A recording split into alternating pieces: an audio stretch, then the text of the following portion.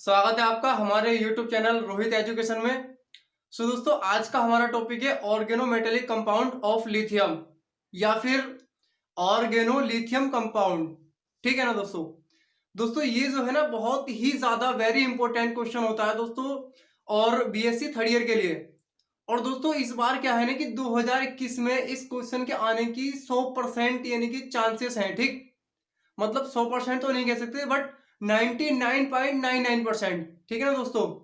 तो इसका नाम है ऑर्गेनोलिथियम कंपाउंड। ठीक, यानी कि ऑर्गेनोमेटेलिक कंपाउंड जितने भी होते हैं ना, तो उन्हीं में से जो एक तो एल्यूमिनियम का ऑर्गेनोमेटेलिक कंपाउंड होता है दोस्तों, एक लिथियम का होता है, एक मरकरी का होता है। तो दोस्तों लिथियम का जो ऑर्गेनोमेटेलिक कंपाउंड होता है वो बहुत ही ज्यादा इंपॉर्टेंट होता है। ठीक, तो यानी कि इस बार आप ये सोच के रहें कि 2021 के एग्जाम में बीएससी थर्ड ईयर वालों के लिए ये बताया जा रहा है कि 2021 के एग्जाम में इस क्वेश्चन के आने की बहुत ही ज्यादा संभावनाएं हैं। ठीक है ना दोस्तों। तो इसीलिए ये क्वेश्चन मोस्ट वेरी इंपॉर्टेंट है। ठीक है ना, यानी कि मोस्ट इंपॉर्टेंट। ठीक,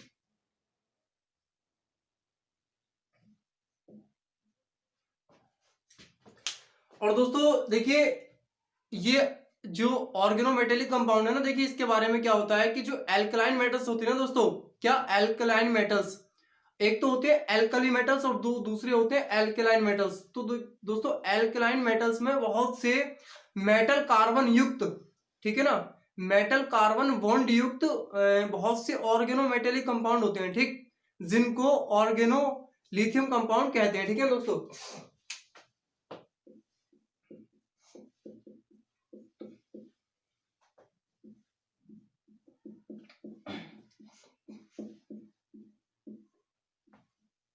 अब दोस्तों देखिए एल्केलाइन, वो एल्कली और एल्केलाइन मेटल्स क्या होते हैं दोस्तों, आपने पीरियोडिक टेबल के अंदर देखा होगा कि एक तो एस ब्लॉक के एलिमेंट्स होते हैं और पी ब्लॉक के एलिमेंट्स होते हैं, डी ब्लॉक के एलिमेंट्स होते हैं और एफ ब्लॉक के एलिमेंट्स होते हैं। ठीक, तो दोस्तों जो एस ब्लॉक के एलिमेंट्स होते हैं ना, देख तो पहला जो ग्रुप होता है ना उनमें पहला होता है कि हाय लीला ने की रब से फरियाद। ठीक, HLI हाय लीला ने की रब से फरियाद। ठीक, दोस्तों ये तो होते हैं आपके एस ब्लॉक के एलिमेंट्स, यानी कि दूसरा होता है, क्या होता है, यानी कि बेटा मांगे कार स्कूटर बाप राजी, बेटा मांगे कार स्कूटर बाप राजी। ठीक, दोस्तों ये आपके होते हैं एस ब्लॉक के एलिमेंट्स। किसके होते हैं? एस ब्लॉक के एलिमेंट्स। तो दोस्तों एस ब्लॉक के एलिमेंट्स की दो सीरीज होती है, एक तो होता है ग्रुप 1, ठीक, और दूसरा होता है ये ग्रुप 2। तो दोस्तों जो ग्रुप 1 के एलिमेंट्स होते हैं ना, ये सारे आपके एल्कली मेटल्स कहलाते हैं। क्या कहलाते हैं? Alkali metals. ठीक, उसके बाद होते हैं दोस्तों ग्रुप 2। तो ग्रुप 2 के जितने भी एलिमेंट्स होते हैं ना दोस्तों, ये आपके कहलाते हैं एल्केलाइन मेटल्स। क्या कहलाते हैं? Alkaline metals. ठीक, जैसे कि बेरिलियम हो गया, मैग्नीशियम हो गया, कैल्शियम हो गया, और ये ठीक है ना, बाकी जितने भी हैं ये सब आपके क्या कहलाते हैं? Alkaline metals. ठीक, तो दोस्तों देखिए इसमें हमारा क्या रूल है पढ़ाने का कि आपको बिल्कुल किसी अन्य वीडियो को देखने की आवश्यकता नहीं पड़ती है। ठीक, यानी कि सारी थ्योरी आपको बोल के लिखा दी जाती है। आप अगर कॉपी पेन लेके बैठे हैं तो आप उस थ्योरी को नोट कर सकते हैं। ठीक है ना दोस्तों। और देखिए क्या है कि अब इसमें आपको थ्योरी लिखनी है। क्या लिखना है इसमें?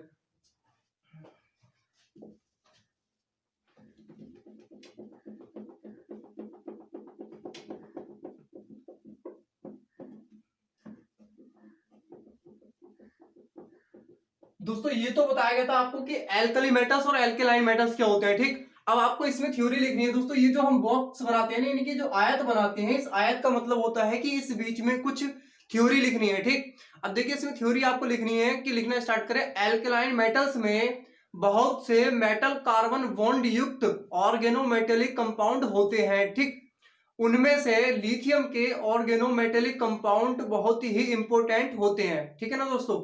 आपको ये दो तीन लाइनें लिखने के बाद आपको हेडिंग डालनी है, preparation of preparation preparation for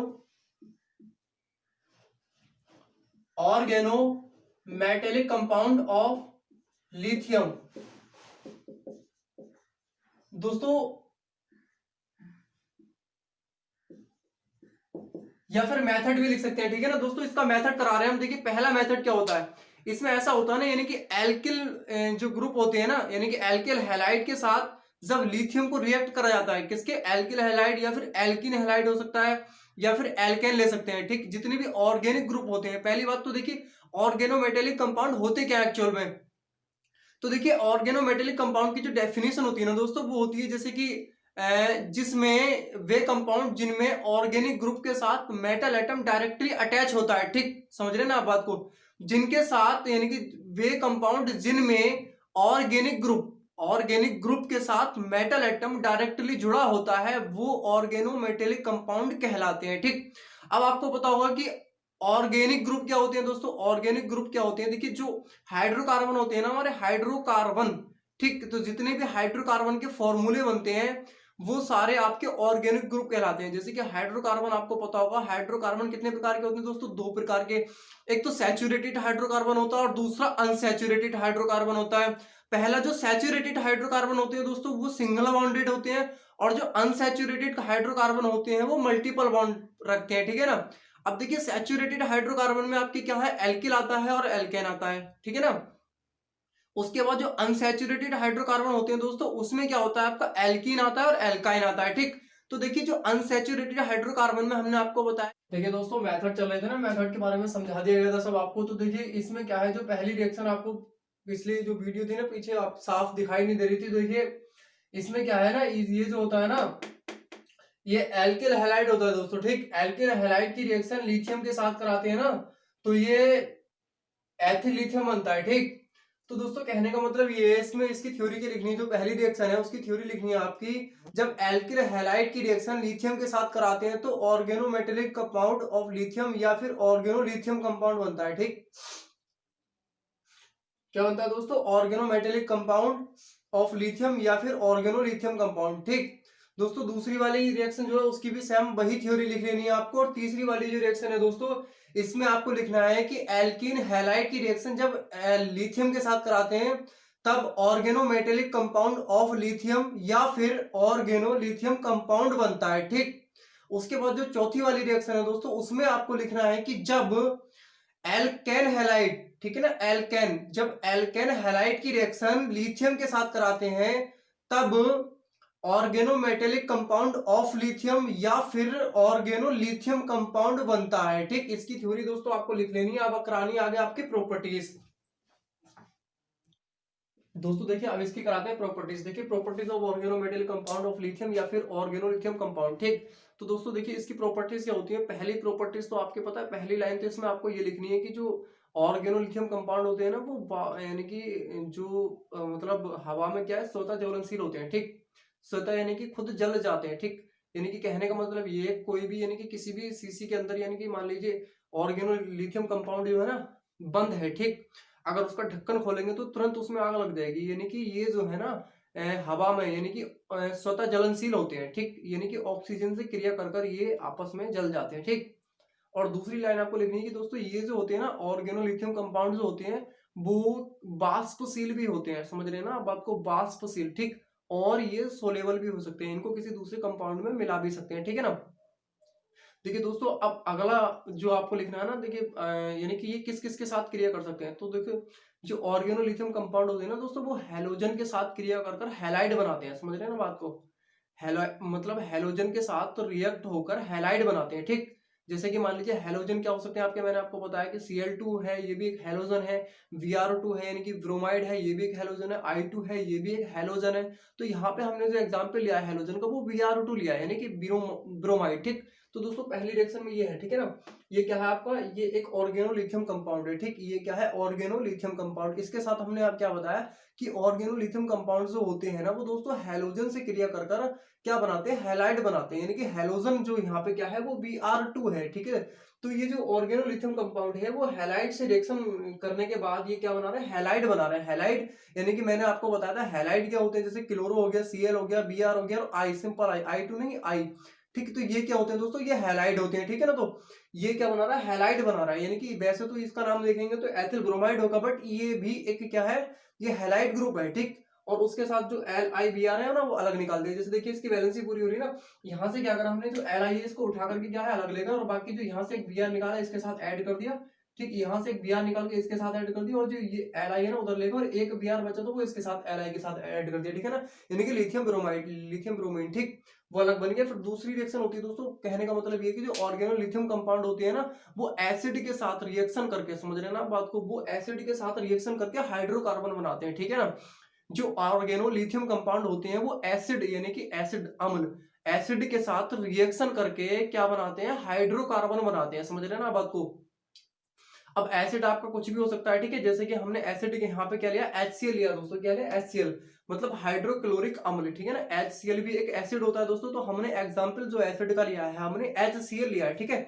तो दोस्तों यहाँ पे क्या क्या है कि इसमें जो ऑर्गेनोलिथियम कंपाउंड है उसकी रिएक्शन HCl के साथ कराई गई, तो हाइड्रोकार्बन हमें प्राप्त हुआ, ठीक है। कैसे पता है, जैसे यहाँ से एक हाइड्रोजन जो उठा के हमने इसके साथ ऐड कर दी, यहाँ पे जो H5 है ना, यहाँ पे H कितने हो गए, 6, और बाकी लिथियम को उधर लेकर और लिथियम के साथ क्लोराइड को यानी कि क्लोरीन को हमने ऐड कर दिया, ठीक है, जो NiCl, ठीक। तो दोस्तों ये इस प्रकार से रिएक्शन आपकी पूरी होती है। आपको इसकी थ्योरी की लिखनी है, देखो आपको इसकी थ्योरी लिखनी होती है दोस्तों। ऑर्गेनोलिथियम कंपाउंड की रिएक्शन जब एसिड के साथ नहीं नहीं देखिए, इसकी थ्योरी लिखनी है जब ऑर्गेनोलिथियम कंपाउंड एसिड के साथ रिएक्शन करके हाइड्रोकार्बन बनाते हैं, ठीक। और उसके बाद जो होता है ना दोस्तों, कितनी हो गई, 2। देखिए दोस्तों तीसरा, जो ऑर्गेनोलिथियम कंपाउंड होते हैं ना वो अमोनिया से भी रिएक्शन करते हैं, समझ रहे हैं ना बात को। जो ऑर्गेनोलिथियम कंपाउंड होते हैं वो अमोनिया से भी तेजी से रिएक्शन करते हैं, ठीक। और अमोनिया से तेजी से रिएक्शन करके उसके बाद ये, मतलब अमोनिया से रिएक्शन करने के बाद भी हाइड्रोकार्बन ही बनाते हैं, ठीक। जैसे कि मैं आपको बताऊं रिएक्शन में, जैसे कि दोस्तों ये हो गया आपका, ये क्या हो गया, C2H5 और Li, यानी कि ये तो एक ऑर्गेनोलिथियम कंपाउंड हो गया दोस्तों, ठीक। उसके बाद क्या है, मैंने बताया ये अमोनिया से रिएक्शन करें, अमोनिया का क्या फॉर्मूला होता है, NH3। तो अमोनिया से रिएक्शन करने के बाद मैंने आपको बताया कि हाइड्रोकार्बन बनाते हैं, ठीक। हाइड्रोकार्बन कैसे बनाएंगे दोस्तों, C2 और बाकी जो एक H है ना, यहाँ पे, यहाँ से एक H उठाएंगे और इसके साथ ऐड कर देंगे, ठीक है ना। यहाँ पे H कितने, 5, और एक यहाँ से ऐड कर देंगे, कितने हो जाएंगे, 6, ठीक। यानी कि ये कितना हो जाएगा, C2H6, ठीक है। यहाँ से Li उठा के यहाँ पे लिख देंगे, ठीक, प्लस में, और बाकी जो यहाँ पे कितना बचा, NH2, ठीक है, LiNH2, ठीक है ना दोस्तों। इस प्रकार से ये रिएक्शन पूरी होती है दोस्तों। इसकी थ्योरी आपको लिख लेनी है कि ऑर्गेनोलिथियम कंपाउंड अमोनिया से तेजी से रिएक्शन करते हैं और हाइड्रोकार्बन बनाते हैं, ठीक। वो थ्योरी लिख के आपको ये एग्जांपल नोट कर लेना दोस्तों। चौथा देखिए, मैं आपको बताऊं, जो ऑर्गेनोलिथियम कंपाउंड होते हैं ना, वो यानी कि कार्बन डाइऑक्साइड के साथ रिएक्शन करके हाइड्रोलाइसिस के बाद क्या बनाते हैं, कार्बोक्सिलिक एसिड बनाते हैं दोस्तों। क्या बनाते हैं, कार्बोक्सिलिक एसिड, यानी कि ऑर्गेनोलिथियम कंपाउंड जो होते हैं वो कार्बन डाइऑक्साइड से रिएक्शन करके, मतलब हाइड्रोलाइसिस के बाद क्या बनाते हैं, कार्बोक्सिलिक एसिड बनाते हैं। जैसे कि मैं आपको बताता हूं, देखिए ये आपका होता है, क्या होता है, C2, यानी कि यहाँ पे एग्जांपल हम ले लेते हैं CH3, वो भी एक ऑर्गेनोलिथियम कंपाउंड हो जाएगा ना, तो यहाँ पे क्या ले लेते हैं, CH3Li, ठीक है। तो दोस्तों ये भी एक ऑर्गेनोलिथियम कंपाउंड है, बट मैंने क्या बताया, CH3 की जगह कुछ भी हो सकता है, C2H5 भी, जितने भी एल्किल ग्रुप होते हैं, ठीक है, C2H5 भी हो सकता है, CH3 भी हो सकता है, C3H7 भी हो सकता है, ठीक। तो यहाँ पे ये लिथियम ले लिया और इसके साथ मैंने क्या बताया आपको, ये कार्बन डाइऑक्साइड के साथ रिएक्शन करके हाइड्रोलाइसिस के बाद कार्बोक्सिलिक एसिड बनाते हैं। तो देखिए कार्बन डाइऑक्साइड का फॉर्मूला क्या होता है, आपको पता है, CO2 होता है। तो यहाँ पे क्या करेंगे हम, बॉन्ड वाइज ले लेंगे, ठीक है। तो क्या है, ये आपका कार्बन डाइऑक्साइड हो गया, ठीक। अब देखिए दोस्तों, यहाँ पे जो कार्बन है ना, आपको पता होगा कि कार्बन की बॉन्ड वैलेंसी कितनी होती है, 4 होती है दोस्तों। कितनी होती है, 4, ठीक। कार्बन की जो बॉन्ड वैलेंसी होती है वो 4 होती है, और ऑक्सीजन की जो बॉन्ड वैलेंसी होती है दोस्तों वो कितनी होती है, 2 होती है, ठीक। तो यहाँ पे देखिए कार्बन के और पास कितने बॉन्ड है, यानी कि 2 बॉन्ड इधर है और 2 बॉन्ड इधर है, तो कितने बॉन्ड हो जा रहे हैं, कार्बन के 4 बॉन्ड हो जा रहे हैं, ठीक। तो इसका मतलब कार्बन की बॉन्ड वैलेंसी कंप्लीट हो रही है। उसके बाद ऑक्सीजन की मैंने आपको बताया बॉन्ड वैलेंसी कितनी होती है, 2। तो यहाँ पे ऑक्सीजन के पास में कितने बॉन्ड है, 2, और यहाँ पे ऑक्सीजन के पास में कितने बॉन्ड है, 2। तो मतलब इनकी बॉन्ड वैलेंसी कंप्लीट हो रही है। उसके बाद देखिए रिएक्शन के बाद ये क्या बनाते हैं, देखिए CH3, यहाँ से हम L लिथियम को निकाल लेते हैं, ठीक। CH3 क्या ऐड कर देते हैं हम, यानी कि C और O ऊपर ऐड कर लेते हैं दोस्तों, और फिर क्या करते हैं कि एक ये O ऊपर गया, फिर क्या है, हाँ। तो देखिए दोस्तों वो बोर्ड पे जगह नहीं थी। देखिए अगला चौथा जो रिएक्शन बताई थी हमने, जब ऑर्गेनोलिथियम कंपाउंड की रिएक्शन कार्बन डाइऑक्साइड के साथ कराते हैं, तो मैंने क्या बताया था आपको, कार्बोक्सिलिक एसिड बनता है। तो देखिए यहाँ पे क्या है जी, कार्बन डाइऑक्साइड को ले लिया, फिर उसके बाद ना इसको ऐड कर दिया, ठीक। कार्बन की वैलेंसी 4 यहाँ पे पूरी हो रही है, बाकी एक ओ जो ये वाला है वो नीचे ले गए, ठीक। उसके साथ हमने लिथियम को ऐड कर दिया बॉन्ड लगा के, ठीक। अब मैंने बताया था इसके हाइड्रोलाइसिस के बाद, ठीक है दोस्तों, यहाँ पे हमने इसकी क्या करा दी, हाइड्रोलाइसिस करा दी, ठीक है दोस्तों। क्या करा दी यहाँ पे, हाइड्रोलाइसिस, ठीक। तो हाइड्रोलाइसिस में क्या होता है ना, जो ये बॉन्ड है ना, इसमें क्या है, डॉट डॉट डॉट दिखाने के बाद एक H इधर ले लेते हैं, बाकी OH उधर ले लेते हैं, ठीक। तो दोस्तों यहाँ पे अगले स्टेप में देखिए क्या बन रहा है, CH3 को एच नोट कर लिया, बाकी यहाँ पे एक C है और बाकी 2 O है और बाकी एक H बन रहा है, ठीक। और बाकी LiOH को हमने अलग लिख दिया, ठीक। तो ये बन गया आपका दोस्तों कार्बोक्सिलिक एसिड। एक्चुअली में कार्बोक्सिलिक, सिंपल जो कार्बोक्सिलिक एसिड होता है ना, वो सिर्फ इतना होता है, कितना, इतना, ये होता है आपका कार्बोक्सिलिक एसिड, ठीक। बट यहाँ पे इसके साथ CH3 भी जुड़ा है, तो यानी कि ये कार्बोक्सिलिक एसिड ग्रुप का ही मतलब कंपाउंड है, ठीक। तो इसका नाम हम ये भी कह सकते हैं मैथिल कार्बोक्सिलिक एसिड। दोस्तों क्या कह सकते हैं, मैथिल कार्बोक्सिलिक एसिड, समझ रहे हैं ना बात को, ये हो सकता है मैथिल कार्बोक्सिलिक एसिड, क्योंकि कार्बोक्सिलिक एसिड जो होता है ना वो सिर्फ ये होता है COOH, ठीक है ना दोस्तों। अब ये रिएक्शन नोट करिए। अब दोस्तों देखिए 5 में इसकी प्रॉपर्टीज ये है कि जब ऑर्गेनोलिथियम कंपाउंड की रिएक्शन कार्बोनिल कंपाउंड के साथ कराते हैं तो अल्कोहल बनता है, ठीक। क्या बनता है, अल्कोहल। देखिए कार्बोनिल कंपाउंड मैंने आपको बताया, कार्बोनिल का फॉर्मूला सी होता है, ठीक। कार्बोनिल कंपाउंड के साथ कराते हैं तो कार्बोनिल कंपाउंड के साथ हमने यहाँ पे क्या है, मैथेन ऐड कर लेंगे। मैथेन का मतलब CH4, यानी कि CH3 तो ले लेंगे एक, और बाकी क्या हो जाएगा यहाँ पे O, ठीक है ना, C और एक H इधर ऐड कर लेंगे, और बाकी बॉन्ड लगा के इधर ऊपर डबल बॉन्ड लगा के O, ठीक। तो दोस्तों ये क्या है, आपका कार्बोनिल कंपाउंड हो गया, ठीक। यानी कि कार्बन की वैलेंसी पूरी हो रही होगी और हाइड्रोजन की भी, ठीक। अब देखिए क्या होता है कि इसमें भी हाइड्रोलाइसिस के बाद क्या है, अल्कोहल बनता है, ठीक। तो देखिए क्या होगा, यहाँ पे हो जाएगा आपका CH3, और फिर क्या होगा कि C, और इधर H, फिर CH3, ये वैलेंसी पूरी हो रही है इसकी, और बाकी O कहाँ रखना है,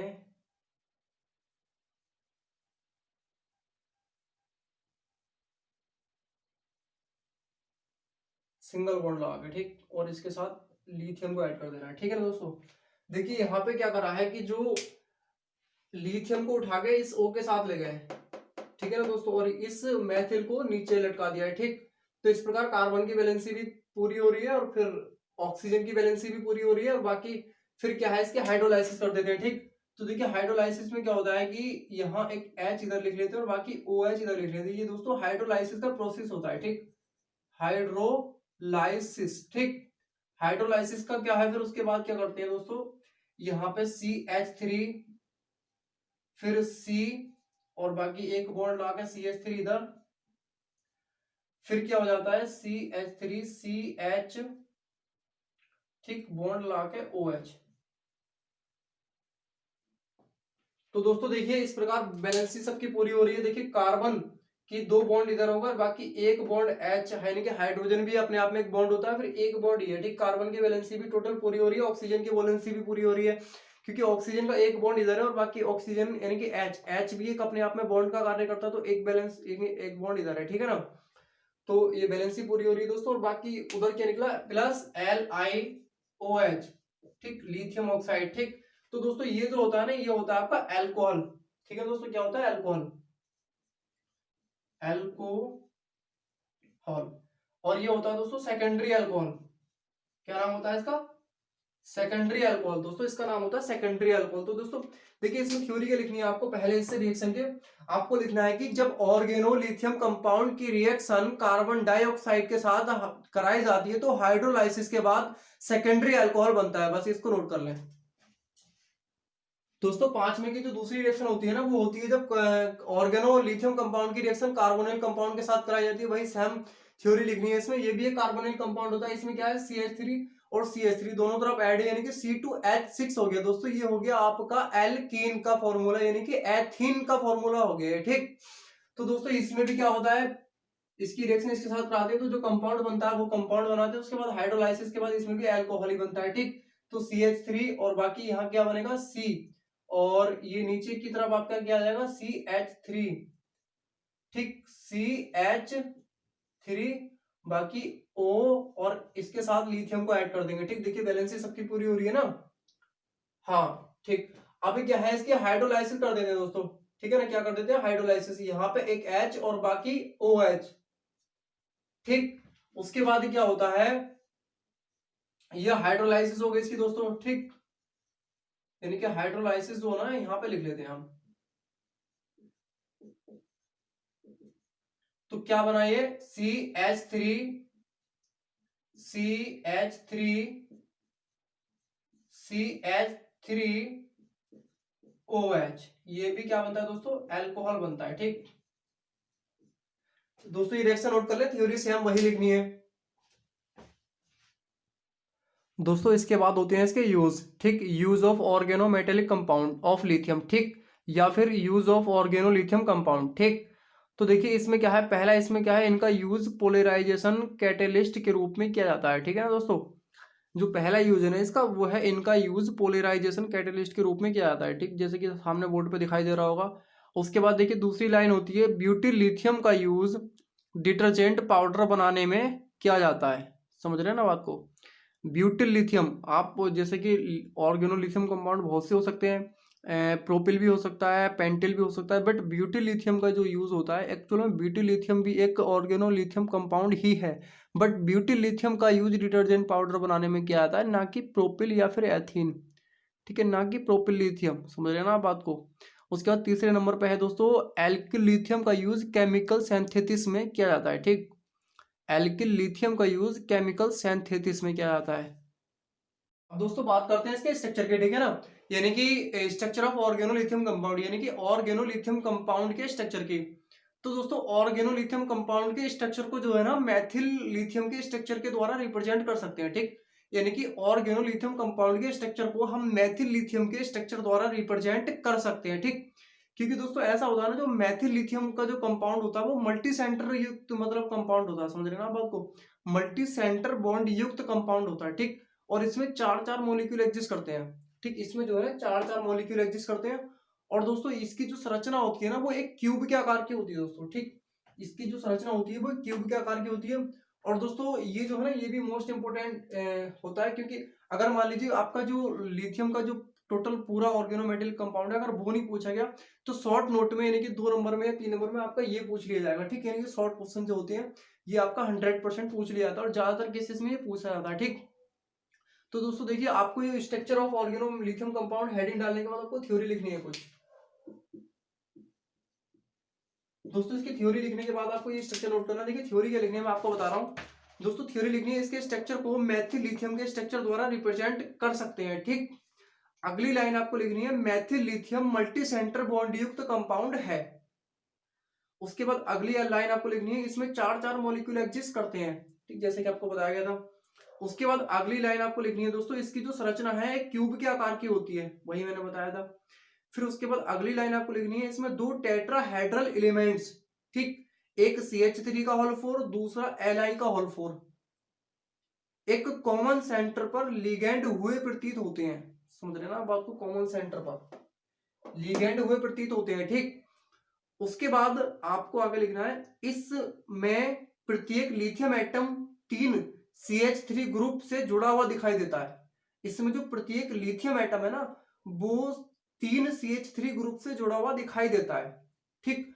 अगली लाइन आपको लिखनी है, और प्रत्येक CH3 यानी कि मैथिल की Li से जुड़ा हुआ दिखाई देता है, यानी कि प्रत्येक मैथिल Li से जुड़ा हुआ दिखाई देता है, और प्रत्येक लिथियम मैथिल से जुड़ा हुआ दिखाई देता है, वही बात, ठीक है ना दोस्तों। आपका ये टॉपिक होता है क्लियर। और दोस्तों प्लीज अगर आपने अभी तक हमारे चैनल को सब्सक्राइब नहीं करा तो प्लीज दोस्तों हमारे चैनल को सब्सक्राइब कर लो, और साथ ही बेल आइकन को प्रेस कर दे, जिससे कि आने वाली हर नोटिफिकेशन आप तक पहुंचती रहे। धन्यवाद।